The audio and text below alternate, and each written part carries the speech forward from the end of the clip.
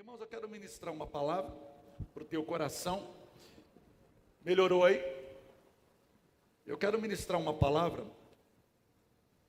O tema que eu escolhi é: chegou a hora da transição. Vamos dizer juntos: chegou a hora da transição. Abra a tua Bíblia em Josué, no capítulo 5, versículo 11. Acho que está sobrando um pouquinho de retorno. Tira um pouquinho de retorno aqui para mim. Acho que é o meu retorno.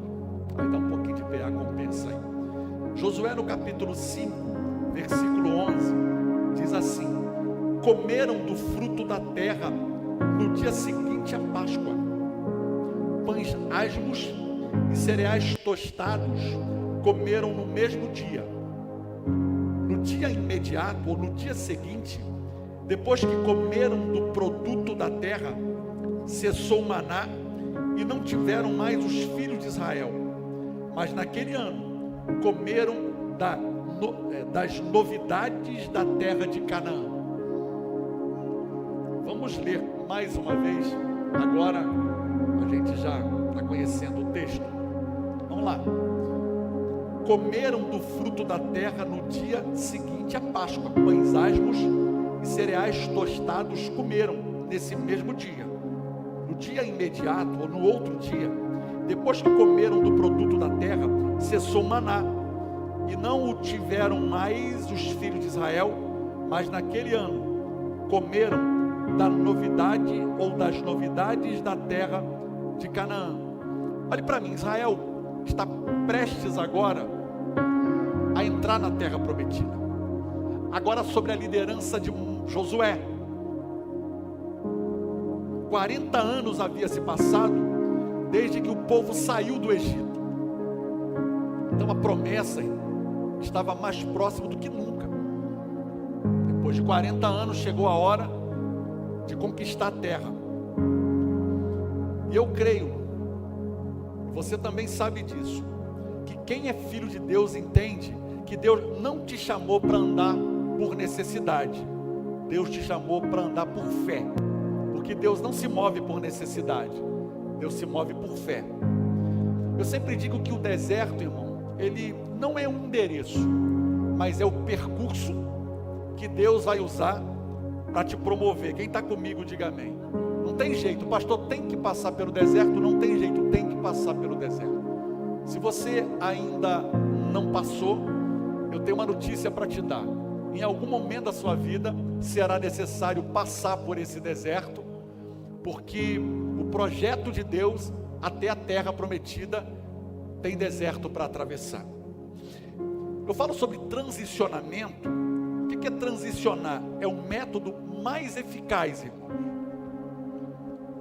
para a gente conhecer o propósito de Deus. A palavra aqui, ela carrega o sentido de realizar uma passagem, uma mudança, uma transformação de uma situação para outra, ir adiante, seguir em frente. Esse texto que o apóstolo leu vai mostrando para nós essas transições que Deus vai fazendo. Por exemplo, quando você sai daquele período ali do deserto e começa aquele período de adoração, sai da terra, sai do Egito, Deus dá uma ordem a Moisés para que fizesse um tabernáculo. Depois a gente sai do tabernáculo e vai para o templo de Salomão. O templo de Salomão está erguido até os dias de Jesus. Quando o véu do templo se rasga, há uma transição ali, que a partir daquele momento agora, você é o templo. A gente não precisa mais de um lugar específico, porque você é esse lugar onde a glória de Deus habita, onde a presença de Deus habita. Quem está comigo, diga amém. E a gente vai olhando a Bíblia, essas transições que vão acontecendo. Por exemplo, Deus diz para Abraão: sai da terra, sai da tua casa e sai da tua parentela, para uma transição nova que Deus está fazendo. Chega um momento na vida de Abraão, que Deus diz para Abraão: larga Ló, sai do caminho de Ló, porque era uma transição para algo novo que Deus começaria a fazer na vida de Abraão. Por exemplo, quando Deus chama Moisés, o chamado de Moisés começa por uma transição, porque Deus se revela a Moisés no meio de uma sarça ardente. A partir dali, Deus revela a Moisés o chamado que Deus tinha para ele, o propósito que ele tinha para cumprir. É uma transição. Por exemplo, Jacó no Val de Jaboque, Você que já passou pelo encontro com Deus, já ouviu falar de Peniel. Foi uma transição do velho Jacó, ou do Jacó enganador, para um novo Jacó chamado Israel agora, que é aquele que detém a promessa. Por exemplo, Davi passa por uma transição. Ele sai do curral para o palácio, mas antes de chegar no palácio, ele vai passando por processos na vida dele, para que ele pudesse então tomar posse da promessa. Paulo, quando se converte no caminho de Damasco, ele fica 3 anos aos pés de Gamaliel, sendo ministrado, aprendendo, sendo discipulado. Depois desses 3 anos, aí Deus sim começa a usar Paulo. Se a gente olhar para a Bíblia, Pedro ficou 3 anos ao lado de Jesus, mas só houve uma transição de verdade quando ele passa pelo Pentecostes. Ali naquele momento Pedro sai convertido.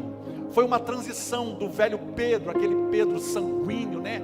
Aquele Pedro meio impulsivo, para alguém agora dominado pelo Espírito Santo. E é isso, irmão. Judas não quis passar por uma transição. E a gente sabe qual foi o final dele. Ele teve oportunidade, mas decidiu fazer do jeito dele, e terminou se suicidando. Então, eu sempre entendo que quando Deus quer nos tirar de um ambiente, de um lugar, Ele torna esse ambiente desagradável. Sabe como é que é? Porque, irmão, andar por fé exige responsabilidade. Diga comigo, andar por fé exige responsabilidade. Não é de qualquer jeito. Não é sair fazendo loucuras, né? Até conversava com os homens pela manhã. Andar por fé é ter um planejamento. Andar por fé é ter uma estratégia. Andar por fé não é sair fazendo loucura. Não, eu vou comprar porque Deus mandou e na hora Deus vai... Não é. Andar por fé exige responsabilidade. E é interessante porque quando a gente olha as águas do Jordão, Josué está pronto para atravessar o Jordão. Então ele escolhe ali 12 homens, ou o sacerdote, que ele carrega a arca da aliança, né? Para que eles preparassem o caminho da travessia. Então quando os sacerdotes colocaram a arca da aliança nos ombros, eles deram o primeiro passo, porque eles tiveram que molhar os pés, para que aquele povo pudesse atravessar. É interessante porque as águas do Jordão, elas não pararam aqui. As águas do Jordão pararam lá em cima. Quando aqueles homens colocaram os pés nas águas do Jordão, as águas pararam lá em cima, para que toda a multidão pudesse atravessar. Pastor, o que o senhor quer dizer com isso? Que tem coisas, irmãos, que talvez você não está entendendo hoje, mas você vai entender lá na frente. O posicionamento teu hoje é preparando o caminho para a tua próxima geração. O preço que você está pagando hoje de ter que molhar o pé, é para que a próxima geração não precise molhar o pé. Alguém aqui está me entendendo? Então essas transições vão acontecendo o tempo todo. Então o primeiro passo eu dou, porque nós estamos preparando o caminho para a próxima geração. Olha Josué 3,13. E quando os sacerdotes que carregavam a arca do Senhor, o soberano de toda a terra, puseram os pés no Jordão, a correnteza será represada e as águas formarão uma parede. Naquele momento ali, Deus está transicionando a chegada do povo até a terra prometida. As pessoas, elas querem prosperidade, mas não querem transformação. Elas querem avanço, mas não querem se submeter. Então o que eu digo? O reino de Deus não atende a necessidade, o reino de Deus atende a princípios. Vamos dizer juntos essa frase? O reino de Deus não atende a necessidade, o reino de Deus atende a princípios. Agora, irmão, deixa eu te fazer uma coisa sobre transição, sobre transformação e sobre mudança. Como você reage a uma afronta? Como você reage a uma derrota? Pastor, derrota tem dia que não dá certo, tem vez que não dá certo. Como que você reage a uma injustiça? Quem é você diante dos problemas? Como você reage aos problemas do dia a dia? Porque isso fala muito sobre quem você é e sobre os frutos que você está produzindo. Então, se uma pessoa não consegue ser fiel a Deus, não espere fidelidade dela a você.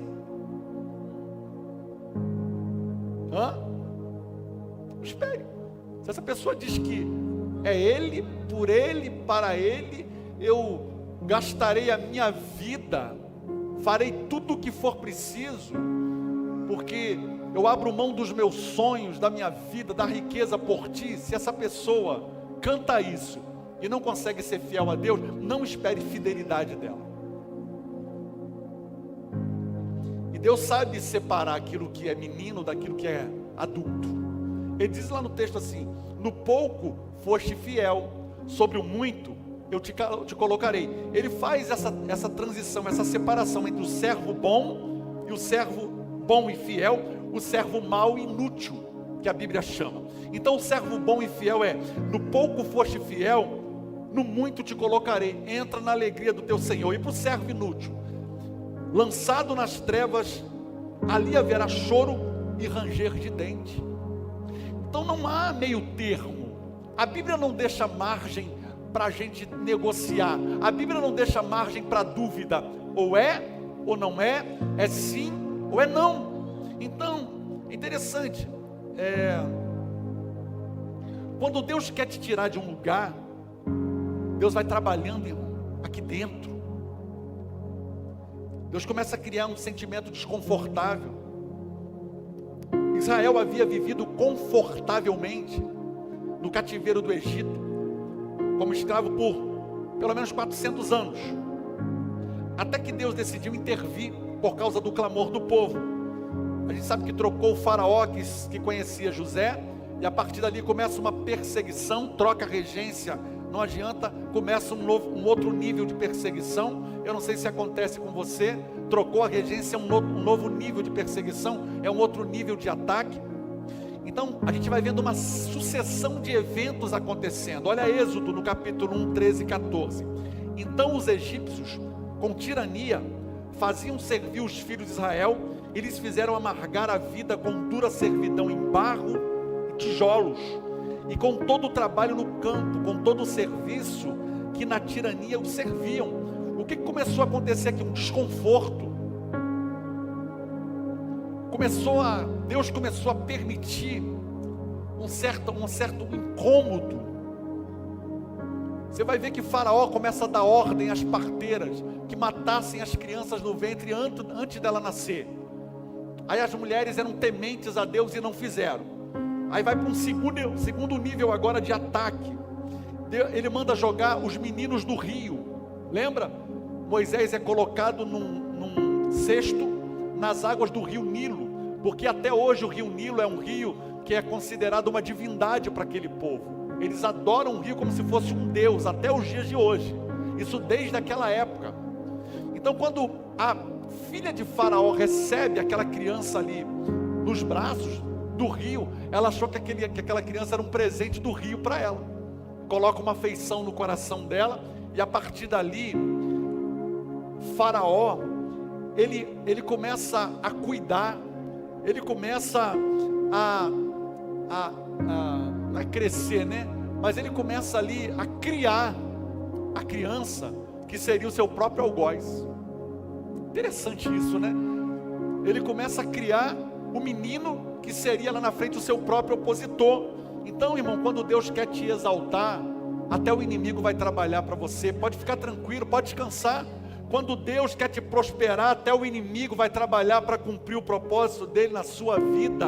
Estava confortável, o povo estava sobrevivendo, tinha comida, tinha lugar para dormir, tinha roupa para vestir, estava muito confortável. Só que para quem tinha promessa, estava muito longe de ser o que Deus tinha para eles. É o que muita gente está vivendo hoje, está dentro do Evangelho, mas se conformou, e só tem um jeito, é desconforto. E o melhor jeito de Deus para nós, irmão, sabe, é gerar um desconforto para tirar a gente desses achismos, conformismo, e livrar de pensamentos limitadores, porque precisa haver uma transição de mente, para que você possa ter na tua vida um resultado daquilo que você espera colher. Se não houver uma transição de mente, você não consegue desfrutar dessa terra, de uma vida abençoada por Deus. Você vai ver que eu falo aqui sobre esses pensamentos limitadores, porque o Egito era escravidão, o deserto é a provisão, e Canaã é a promessa. Então, só que entre o Egito e a promessa tem um deserto. Deus levou uma noite para tirar o povo do Egito, mas 40 anos para tirar o Egito do povo, irmão. Foi mais fácil tirar o Egito, o povo do Egito, do que tirar o Egito do povo. Foi mais fácil, porque foram 40 anos lutando, duvidando, reclamando, murmurando, e o tempo todo aquele povo questionando. E não dá para viver uma vida de questionamento, porque o maior milagre não é Deus te tirar da escravidão, mas é tirar a escravidão de dentro de você. A gente entende que nos dias de Elias estava muito confortável. Naquele momento os profetas de Baal já haviam se vendido, tanto que Elias acha que era só ele que ficou. Aí Deus começa a criar um desconforto, sabe, tirar o povo da comodidade, do conformismo. Até quando vocês vão ficar conformados entre dois pensamentos? É o que o profeta Elias está perguntando para o povo. Até quando vocês vão ficar nessa vida dupla? Até quando vocês vão ficar cocheando, né, entre dois pensamentos? Uma hora quer, uma hora não quer. Uma hora é Deus, uma hora é Baal. Uma hora é dizimista, outra hora não é. Uma hora eu quero igreja, outra hora eu não quero. Até quando? Aí, irmãos, Deus vai usar uma estratégia e manda Elias profetizar. Mandou Elias fazer o que, irmão? Profetizar. E qual foi a profecia? Durante 3 anos não chove em Israel. Você imagina, irmão, a escassez. Você imagina o que estava acontecendo ali. Não tem água, não tem recurso, não tem água, não tem alimento. A plantação está condenada, porque depende da água, depende do milagre, depende do céu. E naquele momento foi uma ordem: a partir de hoje não chove. Aí você vai ver que a transição vai acontecendo. Aí chega o momento de Elias clamar lá no alto do Monte Carmelo. Se Deus é Deus, que caia fogo do céu. O fogo veio. E depois veio a chuva. Então eu falo desses 3 períodos de transição: o período da seca, depois vem o período do fogo, e depois vem a chuva. Então, irmão, primeiro vem o deserto, depois vem o fogo, que é o batismo com o Espírito Santo. E depois, irmão, aí depois você está pronto para a promessa. Deixa eu te dizer uma coisa. O apóstolo falou sobre proximidade, aproximação. Busque aproximação com Deus, irmão. Deus, Ele quer te abençoar. Deus quer nos abençoar de maneira poderosa. Mas não tem significado na nossa vida se nós não formos cheios da presença do Espírito Santo. Porque é o Espírito Santo quem vai nos conduzir. É o Espírito Santo que vai nos dar a direção. É o Espírito Santo que vai nos orientar, para que você não faça da bênção um problema. Tem muita gente fazendo da bênção um problema, porque agora não tem mais tempo para Deus, não tem mais tempo para nada. Mas é o Espírito Santo. Primeiro vem o deserto, depois vem o batismo de fogo, aí depois você está pronto para tomar posse da promessa. Quem está pronto, diga amém. Então diga comigo: eu vou viver ainda em 2025 tudo aquilo que Deus tem para a minha vida. Eu não abro mão. É o que eu disse para alguém hoje: cuidado para você não viver aquilo que as pessoas querem que você viva. Porque tem gente que não prospera, mas ele não quer que você prospere. Tem gente que não prospera, ele fica incomodado quando você prospera. Só que, irmãos, eu decidi uma coisa: quem quiser sair do deserto, vamos embora, estamos juntos. Agora, quem quiser ficar no deserto, eu não posso fazer nada. Eu não vou morrer no deserto com ninguém. Quem está comigo, diga amém, irmão. Você não precisa morrer no deserto por ninguém. Ah, eu quero ficar no deserto. Você sabia que 2,5 tribos de Israel não quis atravessar o Jordão e ficaram no deserto? Tinha promessa? Tinha. Era propósito de Deus? Era. Mas Deus respeita as minhas vontades e decisões. Eu falo que o deserto é o lugar onde o maná cai, mas não é onde a promessa habita. O texto diz que o maná acabou, não porque Deus queria puni-los, mas porque agora Deus estava transicionando. Não foi castigo, Deus estava promovendo. Sabe por quê? Aquilo que te alimentava, agora te limita, porque o povo acostumou. Tem maná todo dia, todo mundo confortavelmente. Só que no dia em que os espias voltaram da terra prometida pela primeira vez, a Bíblia diz que eles provaram do fruto da terra. E depois que eles provaram o gosto da romã, o gosto da uva, houve um registro novo, uma transição que Deus está fazendo na mente deles. Porque durante anos e anos era maná todos os dias. Só que o dia que eles provaram daquele fruto, acendeu no coração deles um desejo, irmão. E é isso que Deus vai fazer na tua vida hoje. Deus vai colocar um registro novo de fé, para que você possa sair desse lugar hoje acreditando. Chega de viver de migalhas. Deus tem para mim promessa. O que é que Deus tem para você, irmão? Promessa. Chega de viver, sabe, de acreditar em falsas profecias. Não é castigo, irmão. Só que aquilo que alimentava o povo também limitava. O que Deus queria ensiná-los: vocês não são mais escravos, mas herdeiros da terra. Vocês não precisam mais das migalhas que caem do céu. Vocês agora podem produzir e tomar posse. Agora é reino, não é mais reinado. E no deserto acontece 3 coisas. Número 1, Deus testa a sua fé. Número 2, Deus revela o seu caráter. E número 3, Deus consolida a tua identidade. Quais são as 3 coisas? Deus testa a sua fé. Porque o deserto, irmão, revela muita coisa. Não sei se alguém aqui, irmão, já passou por um deserto, está passando por um deserto, ou vai passar. Mas já te dou um conselho: facilita para Deus, irmão. Se quebranta logo. Porque no deserto a gente fica quebrantado, sabe? A gente fica assim, sabe, sensível. Então, irmão, chegou no deserto, se quebranta logo, desarma. Deus, eis-me aqui, usa-me a mim, faça conforme o teu querer e conforme a tua vontade. E também revela o caráter. Deus revela o seu caráter, que não há como fingir. E por último, Deus consolida a tua identidade. Por isso você não pode parar agora. A dor do deserto é o parto para o seu propósito. Uau! Diga comigo: a dor do deserto é o parto para o meu propósito. É isso que está acontecendo. 40 anos de deserto fez um estrago na mente daquele povo. Eles cultivaram uma mentalidade de escassez e não uma mentalidade de reino. Irmãos, eu não tenho nada contra programa social, é uma bênção para quem precisa, mas isso faz um estrago na mente da pessoa. Ela acha que o governo tem que ficar sustentando ela para o resto da vida. Elas não querem melhorar de vida. Não estou sendo aqui, não estou fazendo apologia nenhuma, e nem estou sendo radical também não, mas é só uma constatação de que existe 97 milhões de pessoas dentro dos programas sociais hoje no Brasil. Isso não é um bom sinal, porque traz acomodação. As empresas estão tendo dificuldade de mão de obra. Sabe por quê? As pessoas estão vivendo de ajuda do governo. Isso não é bom. Isso empobrece a nação. Isso torna a nação improdutiva. Isso é muito perigoso. Olha o que eu digo aqui: a mentalidade de escravo é sustentada pela sobrevivência. A mentalidade de reino é sustentada por quê? Mente produtiva.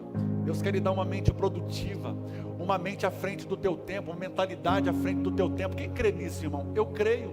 Nós somos o povo da promessa. Nós somos o povo que andamos na luz. Nós somos o povo, a gente é o justo, segundo a Bíblia. Então eu preciso entender isso. As pessoas, quando olhar para você, elas têm que notar a diferença, até no seu discurso. Muitas das vezes você está em ambientes que até crentes, irmão, estão falando mal do governo, falando mal do país, falando mal da terra, falando mal do Brasil. A minha vontade, quer saber de uma coisa? Não, irmão. Nós somos chamados para profetizar nessa terra. A terra é boa. Diga comigo: a terra é boa. A terra é boa. São as pessoas que não estão sabendo usar os recursos e as oportunidades. Eu falo que a mentalidade de reino é ativa, a de escravo, reativa. E chega uma hora que Deus não queria mais sustentá-los, mas ensiná-los a gerar fruto. E por isso Ele seca o sistema velho, que antes os alimentava, para que agora os limitavam, né? Então, não é para reclamar do que Deus está fazendo, é para crer. Não é para reclamar, é para crer. Se Deus está fazendo, deixa Deus trabalhar. Eu lembro de uma frase, acho que do Billy Graham: o lugar que Deus está te levando requer novos hábitos, nova mentalidade e oração constante. Novos hábitos, nova mentalidade e oração constante. Por que novos hábitos? Porque você tem que se acostumar a ver milagre todos os dias, irmão. Vá se acostumando a todos os dias ver o sobrenatural de Deus acontecendo na sua vida. Vai se acostumando. Porque para alguns parece que milagre, promessa, sonho está tão distante. Eu quero profetizar isso na tua vida, irmão. Que aquilo que você não viveu esse ano inteiro, Deus em um dia pode fazer. Deus mudou a sorte da nação de Israel em um dia. O que Deus não pode fazer por mim, por você? Eu creio que Deus pode fazer. Esse é o primeiro passo, crer. Eu creio. Deus pode mudar a perspectiva. Deus pode mudar tudo, irmão.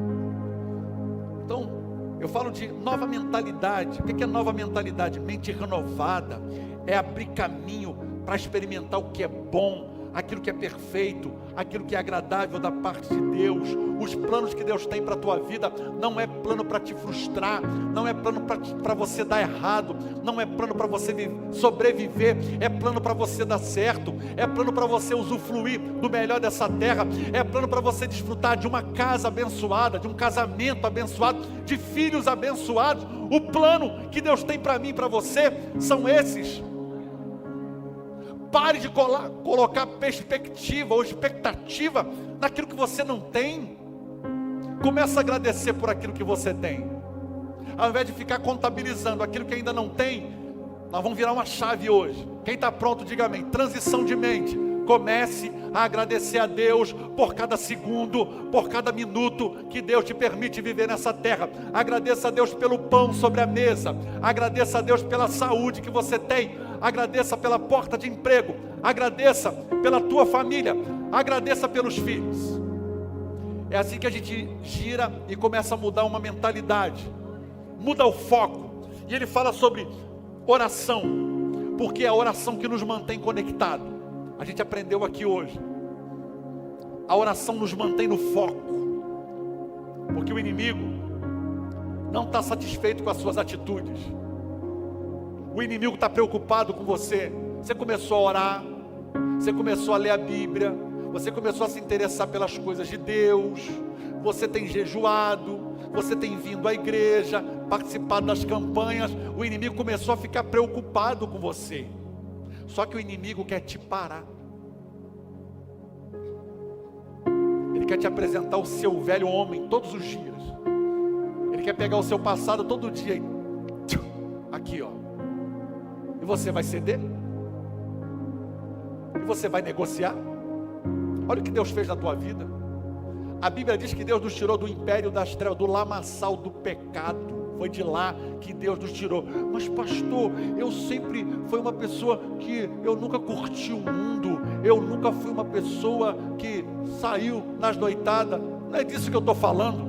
Eu estou falando que a nossa condição humana jamais era suficiente para nos tornar santo. Nós somos santificados pela palavra, e é por causa do Espírito Santo que habita em nós, porque você e eu não temos condição de nos santificar por nós mesmos. É todos os dias a gente chega na presença de Deus lá na cruz e joga tudo lá na cruz. Meu Deus, me ajuda. Meu Deus, me cura. Meu Deus, me liberta. É todo dia uma libertação nova. É assim ou não é, irmão? É todo dia uma libertação nova que está acontecendo aqui dentro. Porque a gente só vai estar pleno o dia que o corpo for o quê? Transicionado, né? Transladado. O dia que o corpo for transladado, aí mesmo, acabou. Lá no céu não precisa jejuar, não precisa orar. Lá no céu você está agora pleno na presença de Deus. Mas enquanto estivermos nessa terra, é transição. E transição nunca é confortável. Quem já fez mudança aí, irmão? Eu mudei há um ano atrás. Meu Deus. Transição. Aquele monte de caixa. E é uma semana, um mês para arrumar tudo. Transicionando, casa nova, ambiente novo. Toda vez que Deus quer mudar o ambiente, Ele primeiro mexe com as nossas estruturas. Antes da terra prometida vem o deserto, e depois a abundância, vem a escassez antes do vinho novo, porque antes do vinho novo você tem que pisar as uvas. O deserto é a ponte, irmão, de quem você foi e quem você nasceu para ser. Não deixa ninguém nessa terra te tirar do teu foco e do teu propósito. Para atrapalhar tem um monte de gente. Um monte de gente. E o deserto é o lugar que Deus está treinando a sua mente para o que Ele vai colocar nas suas mãos. E eu creio no meu espírito. Deus vai fazer coisas grandes. Deus vai fazer coisas novas. Porque Deus não é Deus de repetição. Deus é Deus de novidade. Quem está pronto aqui, diga amém. Deus é Deus de novidade. O que Deus vai colocar nas suas mãos, Deus está te preparando. Se tem um homem que aprendeu transição, foi José, irmão. José vai passar por períodos de transição, da casa do pai, para ser negociado como escravo, depois acusado lá pela mulher do Potifar, vai parar na cadeia. Transições. Na cadeia revela o sonho do copeiro e do padeiro. 2 anos de espera. Assume o ministério na cadeia. José estava preso, mas na cadeia ele era usado por Deus no seu ministério. Porque não é o lugar. Não é o lugar, é você. Na tua profissão Deus pode te usar. Lá na fila do ônibus Deus pode te usar. Lá na fila lá da lotérica Deus pode te usar. Em qualquer lugar, não é o lugar, é você. E é interessante porque um dos momentos mais bonitos na história de José é quando ele tem a oportunidade de encontrar sua família. Olha que transição de mente, irmão. Porque José passou por todo aquele processo. Não foi ele que escolheu aquilo, foi alguém que escolheu para ele, certo? Sim. Ele não pediu aquilo. Se perguntasse para José, você quer passar por tudo isso? Provavelmente ele vai dizer, não, escolhe outro. Só que tem um detalhe, não foi nem os irmãos que escolheram isso para ele, foi o próprio Deus, irmão. E quando Deus escolhe, Deus sabe escolher. E quando Deus faz, Deus sabe fazer. Estou sendo redundante, né, irmão? E quando Deus decide agir, Ele age mesmo. Porque no final, a gente viu que José estava mais maduro, mais crente. Porque tinha tudo, se fosse uns crentes hoje em dia, vingativo, irmão, já era. Só que José, quando chega diante da família dele, ele vai chorar, ele mostra quebrantamento, humildade. É transição de mente. Deus está nos levando nessa noite, irmão, a experimentar, sabe, mudanças. Eu creio em mudanças. Mudanças trazem novidade. Transicionamento é mudança. Mudança de mente, mudança de foco. Porque às vezes eu fico olhando para o ímpio. Às vezes o ímpio é mais sábio do que o crente. Muita gente, durante essa pandemia, muitas empresas quebraram, sim ou não? Muitas igrejas fecharam, sim ou não? Muitas igrejas fecharam. Só que, irmão, na mesma pandemia, muita gente prosperou, muita gente criou novos negócios, muitas igrejas explodiram, cresceram, estão crescendo muito, que nasceram no meio da pandemia. Então a questão não é sobre o ambiente, é sobre atitude.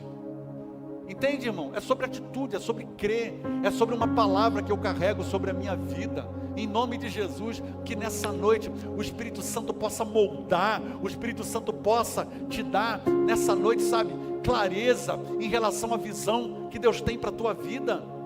José foi aquele homem que no dia do acerto de conta, irmão, está chorando, perdoa todo mundo.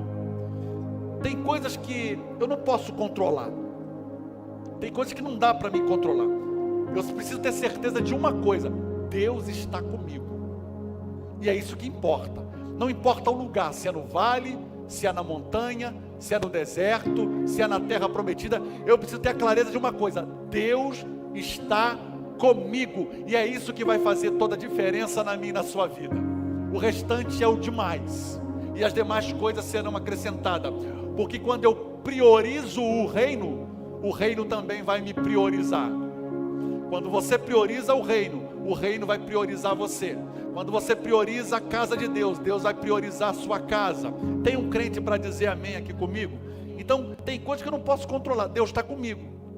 Porque no deserto você colhe, na promessa você cultiva, No deserto você depende, na promessa você domina. Deus quer trazer esse entendimento, irmão, porque a igreja, eu percebo que a igreja está andando muito distraída. Domingo que vem a igreja está cheia, porque tem ceia do Senhor. Olha a mentalidade, irmão. Eu quero Deus todos os dias. Eu já passei por desertos na vida. Só que, irmão, eu não quero passar de novo, não. Se Deus me chamar e me convidar, glória a Deus. Mas eu não quero mais viver de deserto. Eu não quero mais viver de maná. Quem está entendendo aqui nessa noite? Maná é bom, mas é por um período. Deserto faz parte, sim, mas é por um período, não é por um tempo todo. Existe um período, existe um propósito na minha e na sua vida. Deserto não é para sempre. Eu não sei se alguém aqui está entendendo comigo. Você pode ficar de pé em nome de Jesus. Deserto não é para sempre, é transicionamento, é transicionar a mente para viver novidade de vida. Eu sempre repito esse texto: Deus não põe vinho novo aonde? No odres velhos. É a mesma mentalidade. É onde o inimigo está trabalhando? Na mente. Para te desestabilizar, para gerar em você a sensação de que você está abandonado, de que a vida acabou, não tem mais expectativa para nada não, irmão. Quando eu olho para essa geração de jovens, meu coração se alegra de ver o que Deus está fazendo na vida dos jovens que estão dentro da igreja, que tinha tudo para estar lá no mundo. Por isso que Paulo vai dizer, João, João, eu vos escolhi porque sois forte e já venceste o maligno. É essa geração, irmão, que Deus está levantando. A gente vai sacudir essa terra debaixo do poder e autoridade no nome de Jesus. É transição de mente dentro da nossa casa, é fazer escolhas certas na vida, porque não dá para brincar, não dá para a gente, eu vou tentar, vamos ver, não dá para isso, irmão. Eu preciso calcular, recalcular, agora sim, vamos embora. É ter um mínimo de certeza do que eu estou fazendo, não fazer loucura. Que fé exige o quê? Responsabilidade. Deus me deu a palavra, Deus me deu a estratégia, eu já tenho um planejamento, agora nós vamos avançar em nome de Jesus. Coloque a mão sobre o teu coração nessa noite. 3 coisas eu disse que acontecem no deserto. Deus testa a sua fé, Deus revela o seu caráter e Deus consolida a sua identidade, uma nova identidade. Nascidos de Deus, para que você possa nesse tempo experimentar o tudo de Deus na sua vida. Eu creio, irmão, no meu espírito, as janelas do céu estão abertas, e Deus está nos chamando. Filhos, acaba com essa mentalidade. Você é filho, herdeiros da promessa, porque o lugar que Deus está te levando, irmão, você precisa confiar. Confia no que Deus te falou, confia no que Deus está fazendo. Não é hora de tomar atitude sem ouvir a voz do Espírito Santo. Que loucura é essa? Cuidado, porque o inimigo, irmão, ele trabalha com ciladas, armadilhas. A Bíblia fala do laço do passarinheiro. São ciladas que são colocadas para tentar parar você. Mas eu creio nessa noite que Deus já tem dado ordem aos seus anjos, irmão. Eu creio em nome de Jesus. Eu disse uma coisa para Deus: vai ser o melhor final de ano da minha vida. Eu creio. Dia 31 de dezembro, nós vamos estar aqui nessa igreja, aqui nesse altar, e crendo, irmão, que o novo tempo está para chegar. É uma transição, o ano da identidade para o ano do alicerce, fundamento. Diga comigo, fundamento, preparando as bases. E nesse mês Será um mês que a gente vai começar a ler o livro de Provérbios, a partir de amanhã. Cada dia é um capítulo. Quem está comigo, diga amém. Pastor, mas eu já li. Você vai ler novamente. Até o dia 31 de dezembro. Cada dia um capítulo. Quem entendeu, diga amém. Cada dia um capítulo. Você vai ouvir coisas. Você vai aprender coisas que vai te edificar, que vai levantar a tua moral. Tem muita gente dentro da casa de Deus com a moral lá embaixo. Talvez você foi afetado por uma palavra, por um sentimento, mas eu estou aqui nessa noite como sacerdote, como profeta de Deus, para, em nome de Jesus, tirar da tua vida tudo aquilo que veio como seta, para tentar corromper os bons costumes, para tentar corromper a sua moral, a sua autoestima. Peça ao Espírito Santo nessa noite: Deus, eu quero uma mudança, não é só uma mudança de lugar, eu quero uma mudança de mente, uma mudança de vida, uma mudança de coração. Muita gente com o coração fechado, sabe, o coração dividido. Peça ao Espírito Santo nessa noite: esse deserto vai passar, chega. Peça ao Espírito Santo: gera o incômodo. É um incômodo que começa a acontecer. Mas você vai para a oração, você vai para a palavra. Chegou a hora, irmão. Chegou a hora da igreja romper. É um novo tempo. Espírito Santo, fecha os teus olhos. Começa a conversar com teu Deus. Muda a minha mente, muda a minha vida, muda o meu coração. Eu quero ser tocado por Ti, eu quero ser encontrado por Ti. Eu não quero mais uma vida de repetição, uma vida de mesmice. Entra ano e sai ano, são as mesmas promessas. Ano que vem eu chega. Eu quero é Deus. Eu quero essa paz que excede todo entendimento. Eu quero viver esse amor. Eu quero a promessa dele na minha vida. Chega de uma vida de fracasso, mentira, de engano. Não, o Senhor me chamou para tomar posse da terra, e como filho,